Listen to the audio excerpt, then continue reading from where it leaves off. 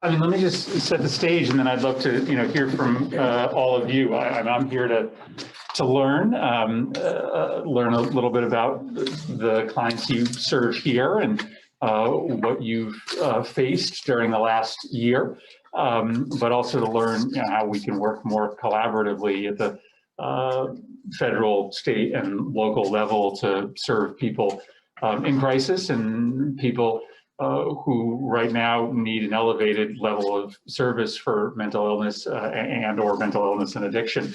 You guys all know the numbers, so I'm not going to preach to the choir, but we obviously have seen a surge in acute cases of mental illness. We've seen more kids showing up at our emergency rooms needing immediate interventions. We frankly probably have no idea what the real scope of the crisis is because there are so many people that are staying away from facilities, institutions, services because of the COVID crisis. And there are a lot of folks that we would pick up and be able to see and screen in places like schools and workplaces, frankly, that that we aren't able to reach right now. So it's hard to even get your hand and head wrapped around the size of the need right now. And so I wanted to sort of pick your brain as to sort of what you're seeing here so we can match the federal response to the need. As Jonathan knows, have worked for a long time on the issue of mental health coverage, mental health parity. I was the chair of the health committee a long time ago in a galaxy far away. I now work a lot in this space in the health committee in Washington. We're been really continuing to chip away at mental health parity laws, trying to strengthen them. I got the chance to talk to the incoming Secretary of Labor to try to recruit him to use some of the authorities they have to force insurers to cover more mental illness, mental health treatments, which is really important. But we should also, view this this conversation about COVID relief as an opportunity to get more funds to you, to get more funds down to providers and to states. And so there is right now on the table a specific account in President Biden's COVID relief bill of about $4 billion that would go to mental health providers as a means to expand services and build wraparound services. But as Jonathan and Jim know, there's right now in the bill about $350 billion in flexible funds for states and municipalities. And the idea is that, well, some of that money will be used to prevent tax increases, which we think is important in the middle of a pandemic. Some of that money also should be used for innovative programming to meet needs at the state level, because we realize we can't. There's not a one-size-fits-all approach when it comes to what our mental health delivery systems need. So getting flexible money to the states that they can use to help supplement your services is part of the goal of this piece of legislation. So I wanted to come here to hear a little bit about what it's like to be on the ground floor of delivery of services in the middle of the pandemic, and then to talk a little bit about what you need and how the money either being administered through SAMHSA or the money coming down to the states can, help address coverage gaps, wait times, lack of wraparound services, screening tools, whatever you sort of feel is the, is the biggest need right now. So I will stop there and sort of let the conversation go from there. Well, one of the things I just wanted to point out that Positive Directions has a long history here in Westport, starting out back in the 90s as something called Positive Youth Development. So as a community, and the people who are here, some of whom may date back to some of that or a little bit of that, been focused on this issue, particularly as it relates to youth. And what I know we're seeing is a growing concern about young people's suicide, and I see our police reports every day, and the number of, fortunately in Westport, attempted suicide or threatened suicide has just gone way up, and the calls to do that. there's all kinds of reasons for that, but and I think they're fairly obvious. The isolation that a young person feels if they were already inclined to have problems like that, they don't have their peer group to fall back on.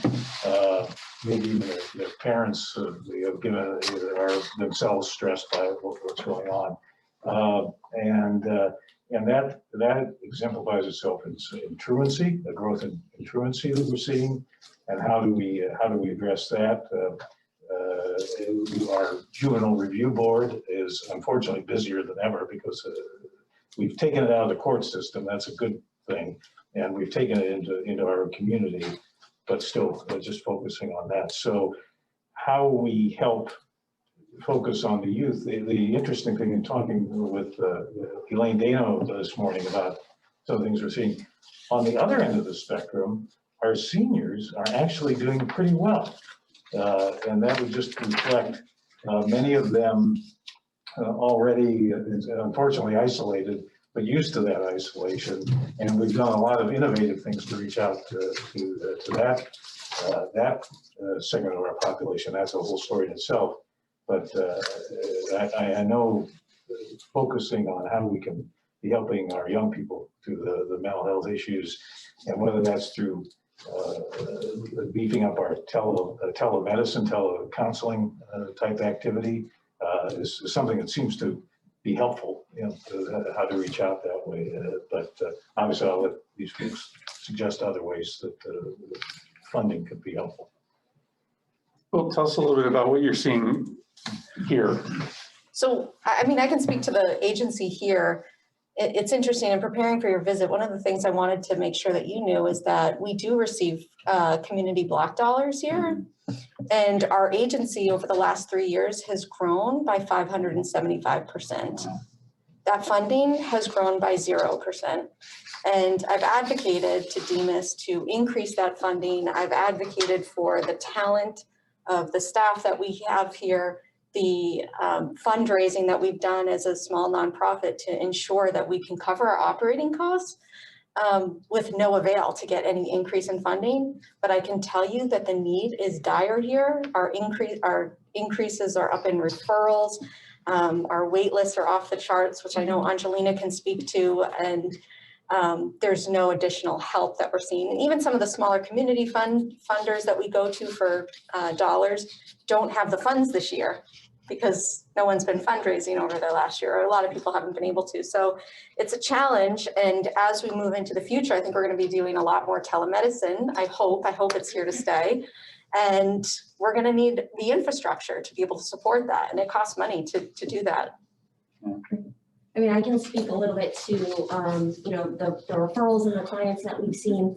Referrals have at least doubled since the pandemic, from pre-pandemic where we were seeing 5 or 10 a week. We're now seeing 50 a week at maximum, but between 30 and 50, which is still a lot.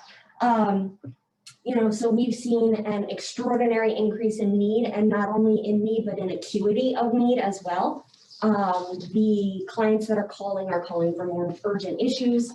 And we've especially seen an increase in adolescents and young adults in particular. Our adults have stayed a little bit on par, definitely an increase, but not quite as much as our adolescents and young adult referrals.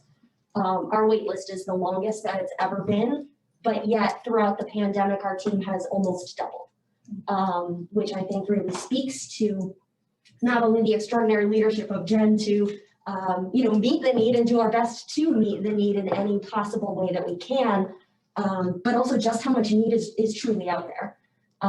If we have expanded exponentially and yet we still can't meet the need, to your point, what other need is out there that we don't even know about, that we have no hope of meeting because it's just so extraordinary, and there's such a lack also of providers out there to even hire. Mm-hmm.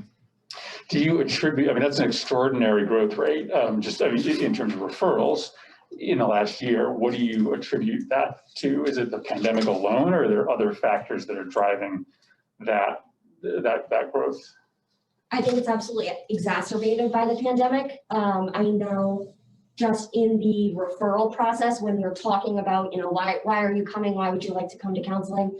At least 30% of people are saying this has been exacerbated by COVID. Many people are saying, I've always dealt with this and it's gotten so much worse within the last year.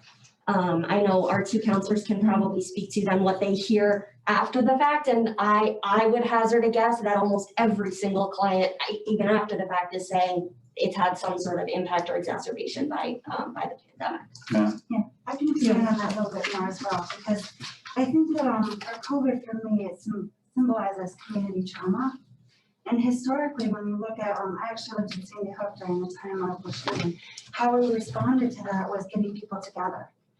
Going through trauma as a community and really kind of coming together. But one of the hard parts with this pandemic is the inability to come together.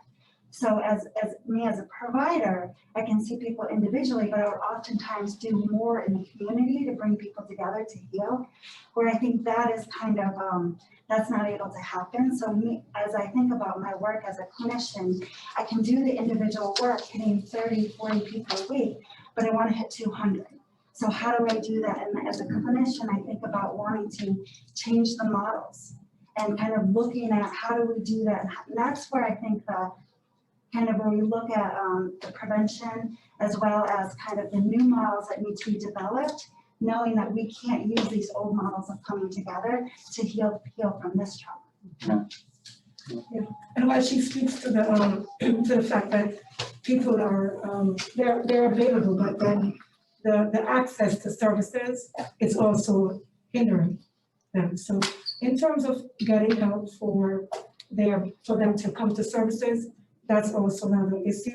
We look at even trying to get them to do telehealth services. They're having issues with phones and various devices. Mm-hmm. So that's huge hindrances, because some clients are also mandated to services as an impact of the COVID as well. They're not able to engage because of these hindrances. Well, yeah, go ahead. I want to say that, so first of all, I want to make sure that we wrote up our policy recommendations on your handout. So if there's anything there that we don't get to or you want to ask us about.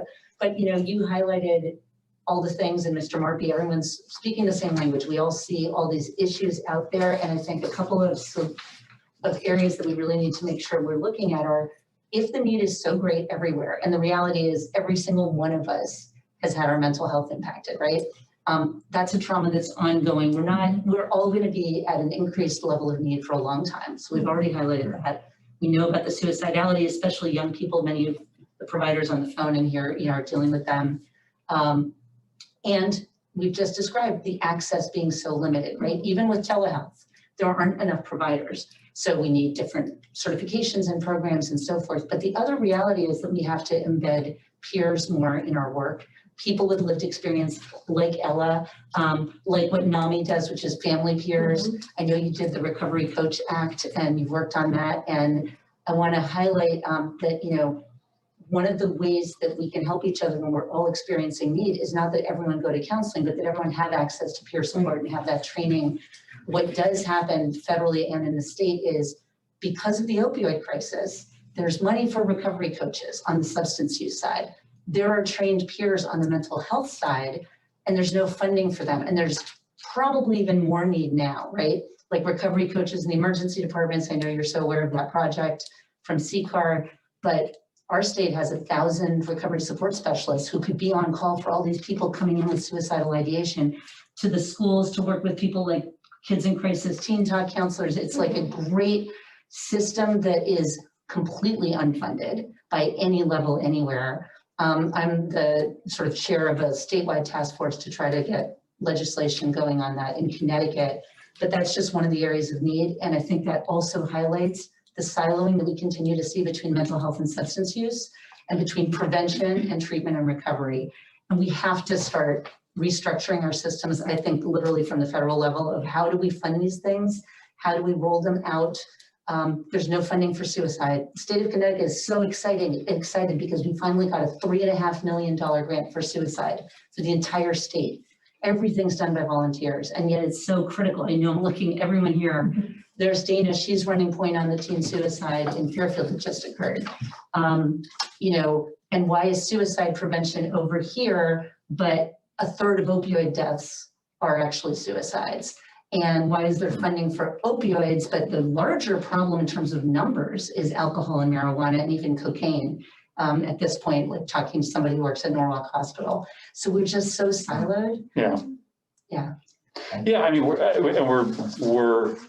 there's obviously a bigger conversation about how you unsilo, but we are a system built upon reimbursable events. And when you are a system built on reimbursable events, then you are by design not investing in prevention, right? You are by design sort of filtering money towards sort of a set of qualified professionals, which often leaves peers, you know, on the outside. And so, you know, that, so we've always had this tension in Washington because it's been sort of perceived as a, you know, as a very draconian idea to block grant Medicaid. And it is because the folks who advocate for that are really just trying to ultimately have the program wither on the vine because the block grant will never keep up with need.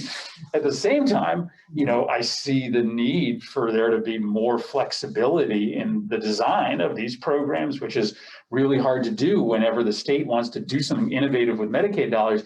They have to fill out, you know, a 70-page waiver application, you know, which is sometimes granted and sometimes not granted to get out of the reimbursement silo to fund something like suicide prevention or peer support. So, you know, we still have not come close to getting this, you know, getting this mix right. And so there's been some discussion at our level as to whether in the COVID relief package, we should be supplementing FMAP, right? Just sort of supplementing the existing reimbursement system. I mean, I assume you're Medicaid reimbursable, right, facility, so you're getting tons of Medicaid reimbursement. So we could increase the percentage Medicaid reimbursements for a period of time, right? And your Medicaid reimbursements could go up by 5 or 10%, but you just continue to get reimbursed for the same stuff you're getting reimbursed for today versus $4 billion in more flexible grants, which could fund some of the stuff that has no reimbursement today. And so, you know, and that's why this is a really, what you're talking about is very relevant to the debate that we're having right now. And even apart from the reimbursements, then on the side of funding, federal funding that is there, that's grant funded, which is how most prevention work is funded, you know, it always strikes me that if we could blow it up and start over, you know, first of all, from a more integrated ground up primary prevention, mental health promotion side, that would be great. But the reality is funding for prevention is grant funded. And so there's just constant inequity. So here at Positive Directions, we get the local prevention council grant for this, for the town of Westport, which is $5,000 a year. We have a state grant in Fairfield, which is $120,000 a year.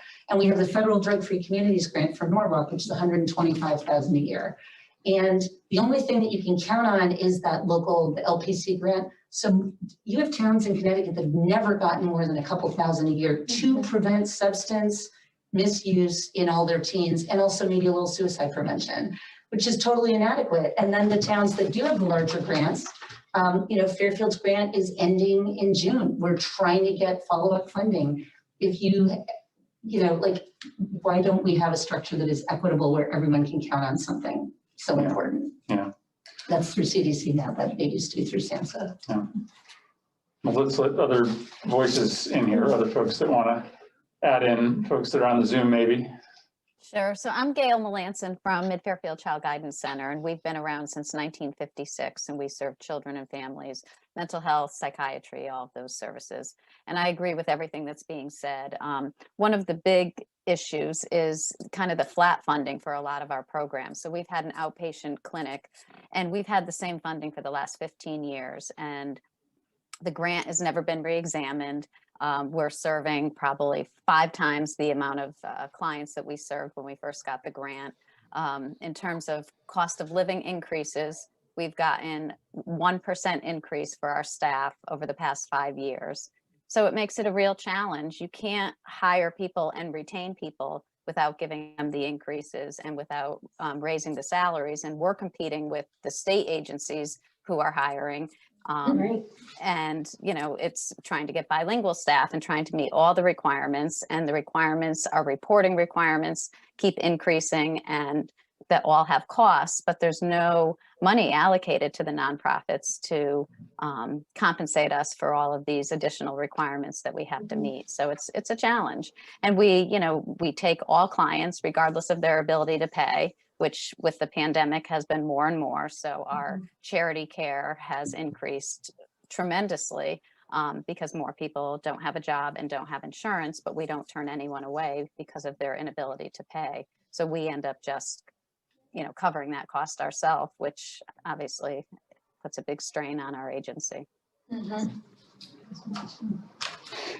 talked about having waiting times here. What does that look like for clients? It's kind of an interesting matrix. It depends because of exactly what we're talking about, reimbursable services, right? So when you have someone who's a master level clinician working towards their licensure, we can be reimbursed for the therapeutic services that are offered through Medicaid.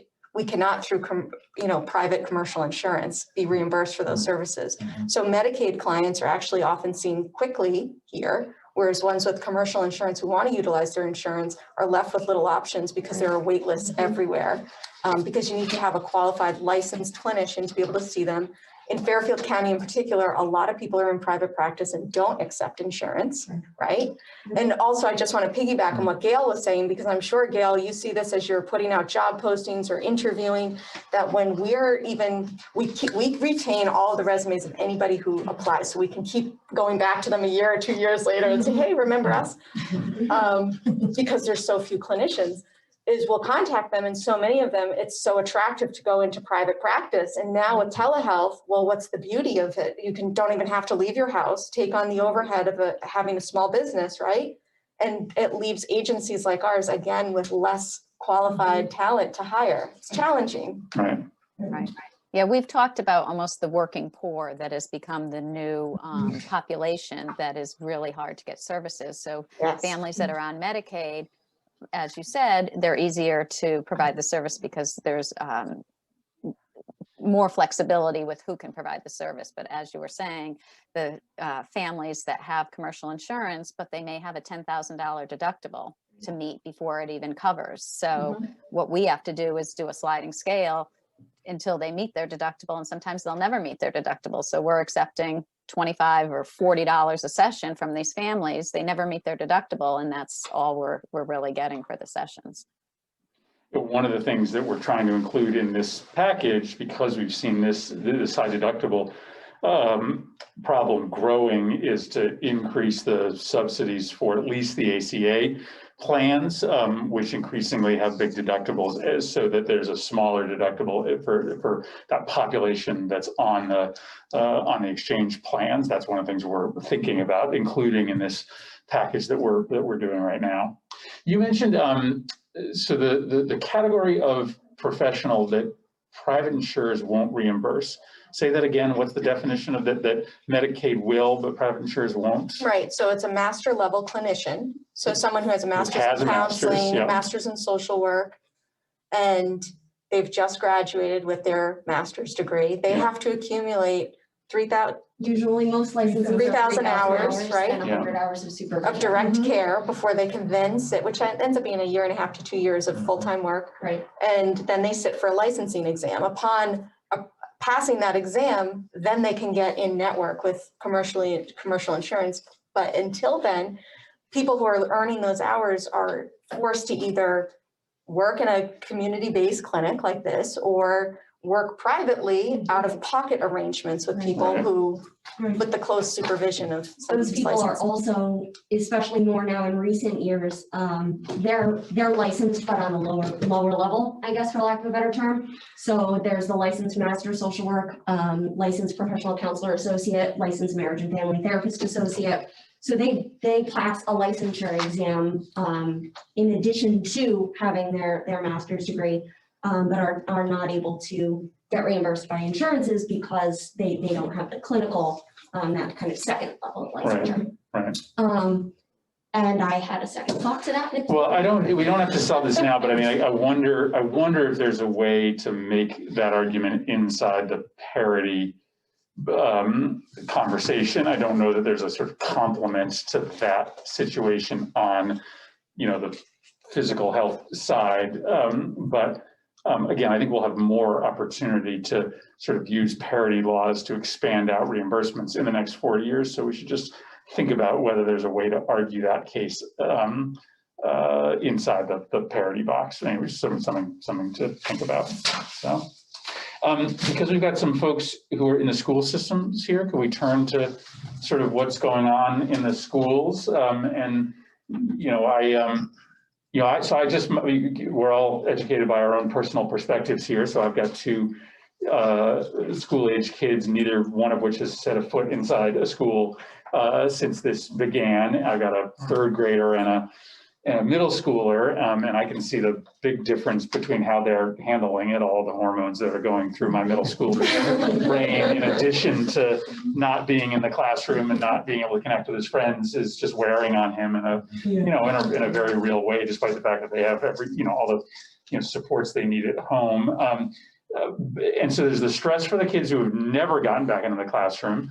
There's the stress for the kids who have been in and out of the classroom, sort of the lack of certainty, which is so important, and stability.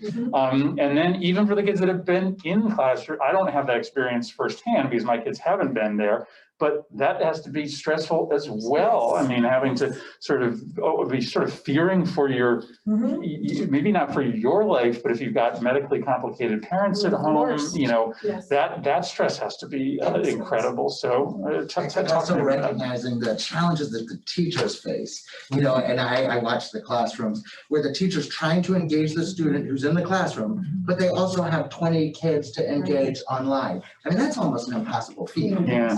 And it's truly amazing what they are able to accomplish. But what certainly I'm seeing is a tremendous amount of disengaged kids. And those kids, and we keep talking about with like pre-existing conditions, they're really exasperated. So the kids with ADD, the kids with executive functioning issues are struggling. It's heartbreaking. And seeing the efforts that the schools are making to accommodate them by providing tutoring, extra programming, these kids are really, really affected. And I just pray we're back into school, we're back into sports. That's certainly going to solve a lot of problems. But I think the reality of where we are right now will really become evident because these kids are not all being referred. These kids are not getting the services. So how prepared are we for the influx of, the tremendous, I mean, we're seeing it now, but, once we're back, it's going to be, I think, even greater. And just to echo that, I think, I'm very grateful, number one, to be in Fairfield where we have a great deal of resources at our fingertips. And I think we've always had sort of a prevention mindset even prior to the pandemic. And we have a lot of community partners that are at the ready to support us. I think we're challenged by so many logistical issues, and Senator Murphy, you described it perfectly. There are so many permutations of everyone's experience with remote, asynchronous, in-person learning.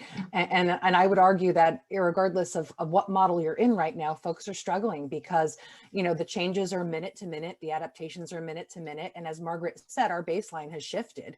We are all in a state of sort of inherent vulnerability. And frankly, it's interesting. One thing, we had surveyed all of our students in late fall from grades 3 to 12.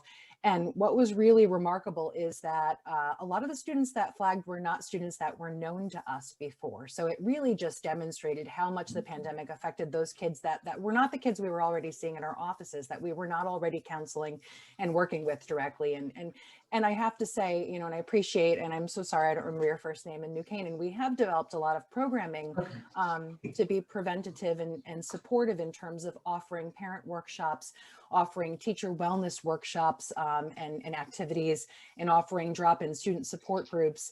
And frankly, because of the logistics, a lot of that has to be offered virtually. And frankly, at the end of the day, folks are kind of done. They just want to log out and unplug. And I'm sure that my counterparts, in the community are experiencing that as well with regard to the telepractice piece. So they're just a multitude of challenges, and and everyone is really doing the best they can. And I think that's the most important thing that I'm trying to convey to staff and to parents and to students is that, you know, relationships are at the forefront of everything that we do. And frankly, we're kind of squeezed in terms of, you know, I think from an academic standpoint, having to continue to operate sort of per usual in terms of the things that are expected from an academic standpoint, but time is finite. So I think that kids are feeling that stress. I think parents are feeling that stress, and those blurred lines between being able to just be a parent and to be a teacher and to facilitate learning. And our teachers are, again, you know, trying to conduct an untenable task and be, you know, in two worlds, virtual and real person at once, which really interferes with our ability to kind of establish those safe relationships, which is really like step one of every school year. That's the first thing we do. We establish routines, we establish relationships. And that's one thing that I think we've really been challenged to do this year. Yeah. Ella, can you sort of tell us a little bit about, you know, your work and your experience, sort of what your friends and peers are going through? Absolutely. So I'm a part of the graduating year of 2020. So I've just among my friends and peers that I associate with, I've really seen like the challenge of not being able to accomplish developmental milestones and the kind of struggle and dissonance that creates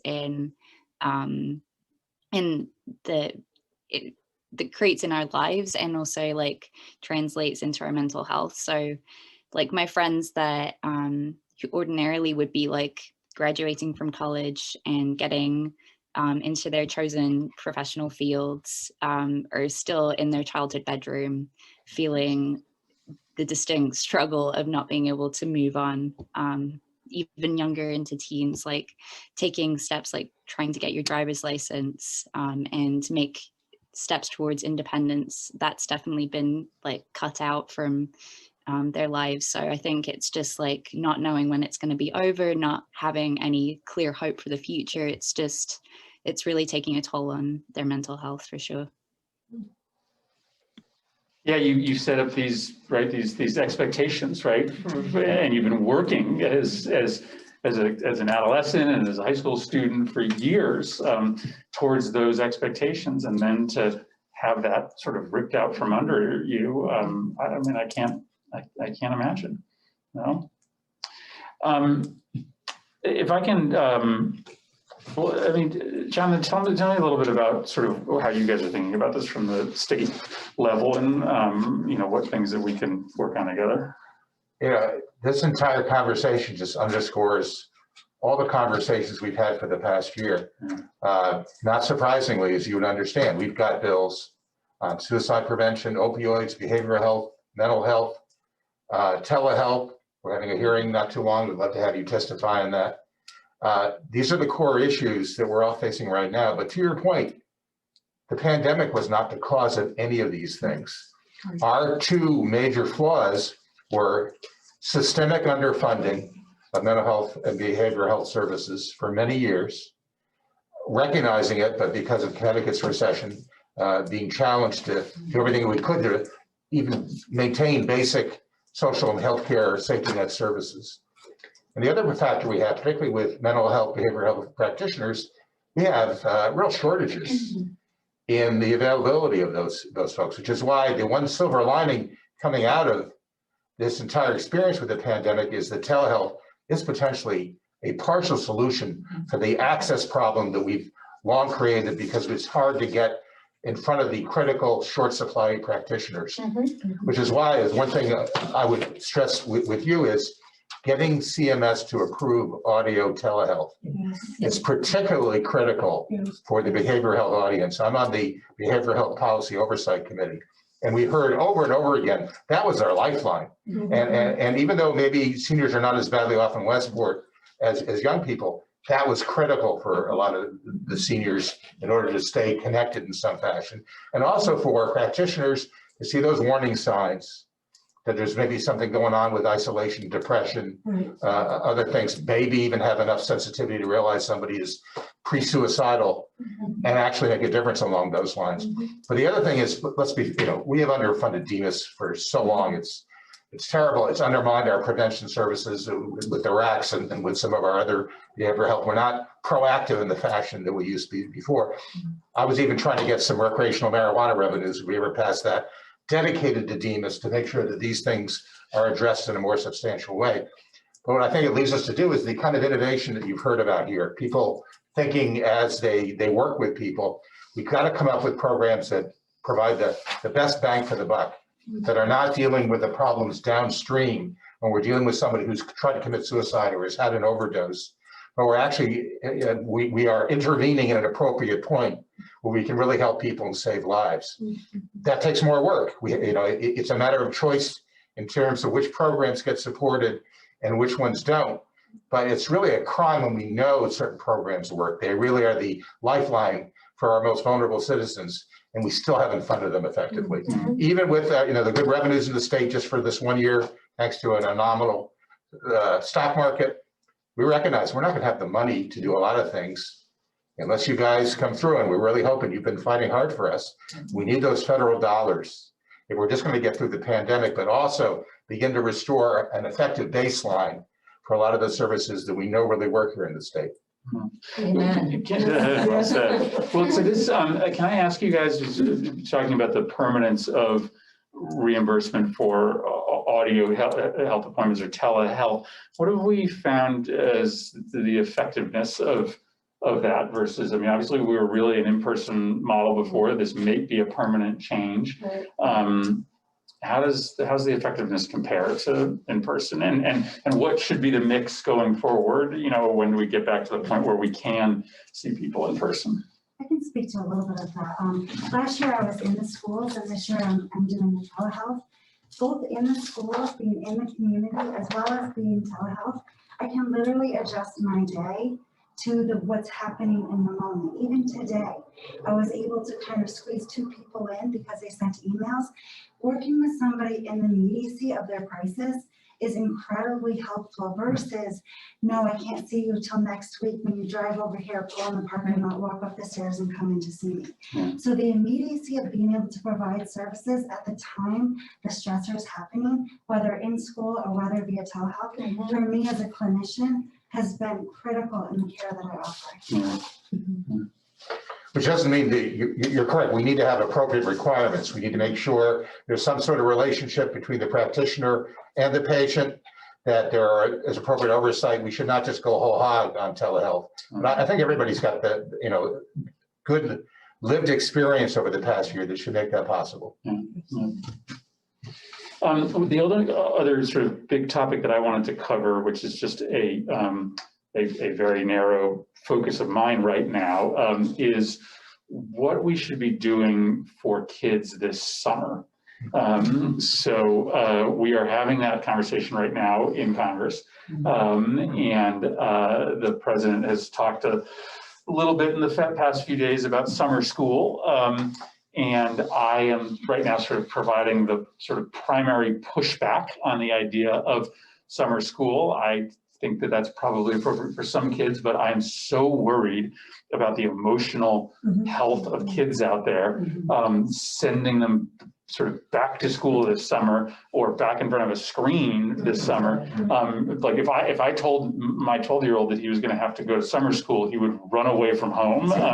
And so I want federal money to be directed not just towards extended learning this summer. I want federal money to be available to be used for summer camps, for a whole variety of summer experiences, because hopefully we might be able to open up summer camps. And boy, I'd love for every kid to have that access. I'd love to double the number of slots in Connecticut. And there are definitely some kids who probably are so far behind that they need some educational help. There's some kids who might be able to handle that, but I think there are a lot of other kids that can't. And I don't know, I'd love sort of, any opinions you have on that and how you can use the summer when kids are out of school to address sort of these crisis needs, right? I mean, if we're going to have a whole bunch of money to serve kids. We're talking about $130 billion right now in the education title, okay? And we think about that in very narrow terms about education. Okay, that money has to go to schools and principals and teachers. No, the idea is that we're creating healthy kids. So if we have $130 billion to spend, how do you spend that money to create healthy kids? And maybe we should be using some of that money to be able to support all the work that you're doing, because no kid is going to be able to learn in September if they're still in crisis. So I don't know, how do you use the summer in the most beneficial way for kids that you guys serve? I love your idea, and I think, you know, we're already seeing, so Norwalk, for example, because of the truancy and all these issues that are happening, and it's a city with a lot of basic needs and technology support issues that have affected kids can't learn because they're depressed. So I think our summers, you know, put money into Parks and Rec, put money into summer camps, put money into like groups of kids who can go into city beautification programs, like things that are outdoors and that are social. Yes. Outdoors and social, outdoors and social, and not indoors at all. Yes. Yes. Cognitive. Yeah. I mean, look at the connection between nature and depression, Yeah. nature and anxiety, right? Like I literally just had this conversation with a client last week of, you know, I know it's cold outside, but it will be so beneficial to just get some vitamin D, get outside. Yeah. When you think about, you know, the millions of years that humans have been, you know, in existence, where did we start? We didn't start in buildings Right. with, you know, carpet floors and fluorescent lights. We started on the dirt, you know, that we have a core connection to the world, to nature, and we have, especially our kids, have had such absolute disconnection from all of that. Yeah, you can't It's even, you ironic, can't even about skate 3 hours outdoors. ago, I was talking with my Parks and Recreation Director about our summer program and how do we roll that out in a time of still social distancing. And a lot of our, historically, our programs have actually been fairly educational, and they involve trips and, you know, going places. A little harder to do that just now. But some of the ideas I just heard here were they're kind of interesting to think about. And just even like our own birthplace, our nature center, to your point, we get more kids out in that environment. Now look, Westport, a very affluent community, and the funding, always happy to see funding. I worry about the folks who are not necessarily represented in this room, the communities that must really be struggling. I cannot imagine how a major urban center is dealing with this in the way that at least we're trying to and somewhat able to in this environment. But nevertheless, I think that's a very interesting concept to get away from the notion of summer school. I mean, if you need it, fine. But how do we use historically good summer programs to maybe advance this thinking? Elaine, did you have some? I saw your hand raised. Yeah. Hi. You know, this is something that we're thinking a lot about in municipal social services right now. We run a campership program, which is really dependent on financial donations from our generous community. We're so grateful. And this is really where the community partnerships come in, because, you know, when social services comes together, they do some fundraising. Our local YMCA or our Parks and Recreation department offer, you know, discounts or free slots for our the individuals in our are in need, so that those families can go to work every day and their kids can have kind of a fruitful experience over the summertime. You know, obviously the physical and mental health connection is so grand. You know, I think that I really feel like in order to build trust with many of the residents that don't have the resources that they need to know that, you know, they're not just going to get 1 week of camp and for the rest of the time they're just going to have to muddle through. So there's really not funding for camp. You know, there's funding, you know, here and there, but it's not really a grand scheme. And so I really think of summer camp and even, you know, just going and playing in the park as an opportunity for social emotional growth. And that will actually help them with their critical thinking skills, executive functioning, et cetera. So to me, that's something very near and dear to my heart. And last summer was really, really tough. We had a lot of families that just decided they couldn't work. It didn't make sense. They didn't have anyone to take care of their kids. And boy, they're really paying for it now because they're not able to pay their rent, and food insecurity is through the roof. And that's oftentimes where kids get their nutritious food as well, is going to camp during the summer. You know, the kids that are on free and reduced lunch programs during the school year, yes, they do have access to free and reduced lunches, but it's a challenge for parents to get there to pick it up. So we've spent a lot of time, you know, just kind of running food back and forth, but worrying about those kids that we're not laying eyes on. People in the community aren't laying eyes on them. The parents are doing the best they can. And without camp or some kind of, you know, summer activities that are structured, I really worry about the kids. I worry about, you know, them being both healthy physically, but also emotionally.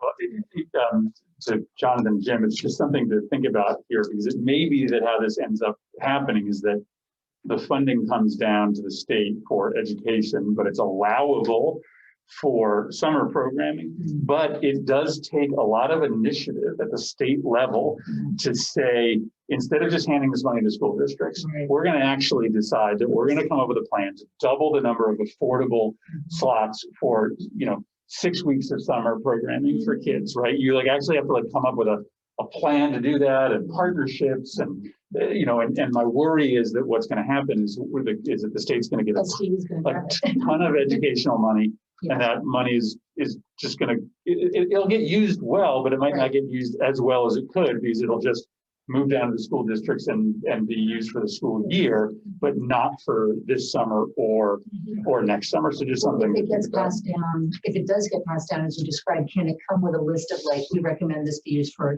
Parks and Rec and mentoring programs, and you know, like, can you define it broadly if that is how it goes?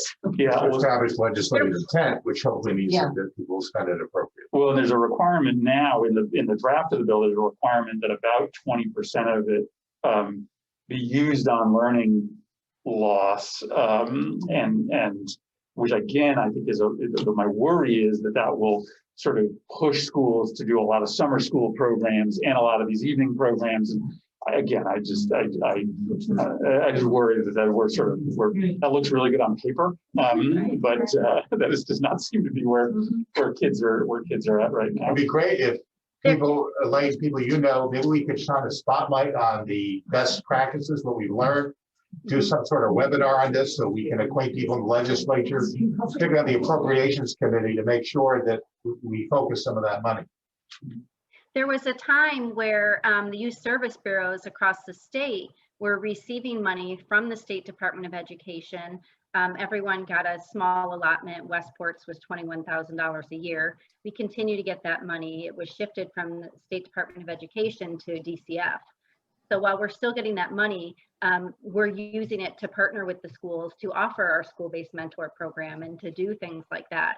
So that partnership with YSBs, where we're the community hub, we pull in other providers and then working with the schools in partnership. And we're fortunate in Westport, and I think a lot of the communities in Fairfield County are really dependent on that relationship between the municipalities and the school districts, because there is a lot of burnout. You know, the thought of a lot of my friends who are teachers going and teaching in the summertime is pretty low. They're not going to want to. Really. And as my last plug for this is that the other benefit of summer camps is summer employment for teenagers, right? So because we don't have a lot of programs in the summer that serve those kids, it's super hard to get a summer job now if you are a teenager, and this is the more programs for young people that you build in the summer, the more opportunities you have for summer employment. So I'm sorry, I've got to run. It's good because I got to run screening, as you know, you can't leave. You go to public health screening, and I will wrap up. But I've got to keep.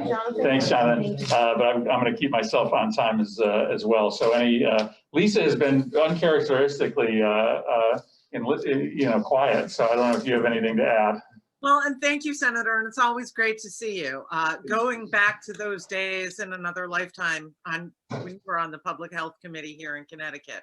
One of the things I wanted to say is, NAMI, we occupy a different space in this mental health ecosystem. And there are two things that we have to offer for young people and for our municipalities. And one of them is our free in our own voice presentations for the public schools. We do them for students, for parents, and for teachers. And we know that, with everything, are we in school? Are we remote? Are we hybrid? It's been hard to get those programs going, but we are here and we can do those programs remotely, and we want to. We want to be a resource for our school systems to talk about mental health and be in that prevention piece. And the other is with the young adults. And when Ella was speaking, it was heartbreaking for me. We have the Young Adult Connection community, which is unique to our alliance. And we are doing all sorts of things for online connection for people in that 18 to 29-year-old age group who are really struggling right now. They're struggling with the loss of milestones, with expecting to graduate from college and not. And we are doing all sorts of different things all the time. And all of our facilitators in that group are people with lived experience who are also trained in QPR, suicide prevention, because we are seeing increasingly in those groups, people 18 to 29 expressing their thoughts of suicide and really working with them to address their suicidal ideation. We've even developed a new group called Out of the Abyss that uses gaming culture to talk about people's suicidal ideation and help them move beyond and give them the help and the support that they need. So I just wanted to say, Senator, you've been a longtime champion for mental health issues, and we are deeply grateful for the advocacy that you do, because the space that we occupy at NAMI is people come to us for support, for education, and to get connected with the other people who are on this call. So everything that you do, people come to us and we put back out into the community. Right. Well, thanks for everything you guys do, Lisa. Really appreciate it. Thank you, guys. Thank you so much. Yeah, no, It's absolutely. Let's keep in touch. So there's a lot happening on this down in Washington right now. I need this sort of constant feedback. So through Trayvon and my sort of health staff down in DC, I'll continue to keep you guys posted. Great. All right.